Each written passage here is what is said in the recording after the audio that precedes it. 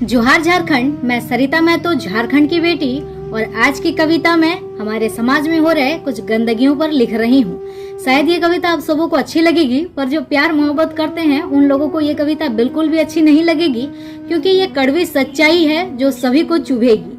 तो मैं आप सबों को सुनाना चाहूंगी। इस कविता का नाम है कुछ तो जिम्मेवारी तुम्हारी भी है, इश्क मोहब्बत तो ठीक है पर दुनियादारी भी है। अग्निकुंड भी शर्मा रही है कि अग्निकुंड भी शर्मा रही है, कैसा कलयुग आया अपवित्र होने के बाद 7 फेरों के 7 वचन है खाया। कहते हैं संबंध आम हो गई, कहते हैं संबंध आम हो गई, और संभोग रचाया, मासूमियत का गला घोटकर बच्चों को भी उकसाया। स्कूलों में पढ़ने वाले बच्चे प्यार में बर्बाद हो गए, वाह रे वाह स्वतंत्रता, देखो ना सब आजाद हो गए।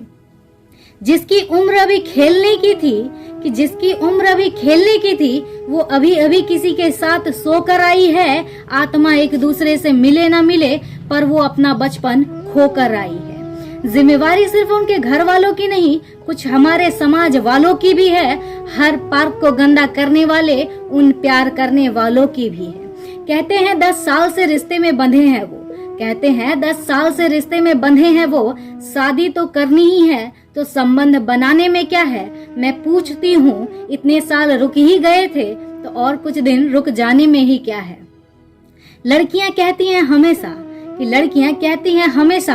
कि लड़के जिस्म के प्यासे होते हैं, तो आप प्यार किसी हिजड़े से क्यों नहीं कर लेती हैं। आपकी भी तो लालसा रही होंगी, वरना यूं ही सब पल भर में कैसे किसी को दे देती हैं। गलत नजर सिर्फ लड़के के ही होते हैं, तो फिर कोई आपके जिस्म को छुए, इतना हक आप पल भर में ही किसी को कैसे दे देती हैं। एक छोटा सा सवाल है, जरा गौर कीजिएगा कि ये प्यार बता सकते हैं क्या है।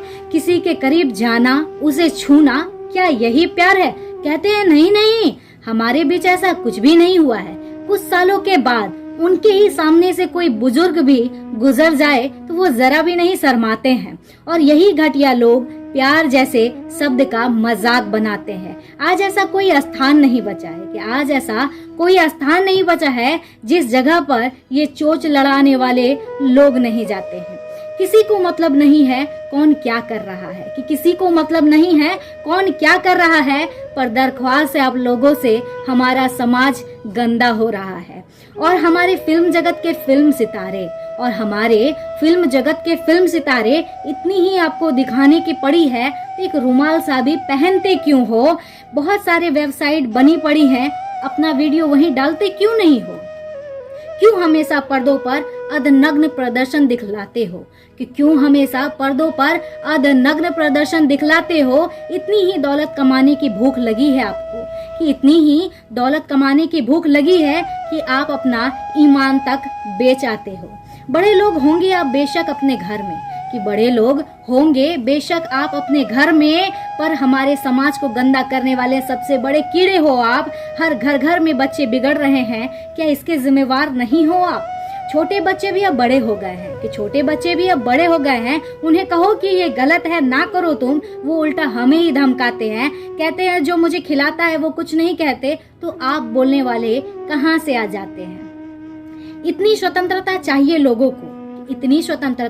लोगों को कि वो सारी हदें पार कर दे। समाज के गरिमा को बनाए रखना, पर वो कहते हैं समाज मेरा घर चला देती है क्या, जो हम समाज का ठिका ले। कहीं ऐसा ना हो कि आने वाले समय में सब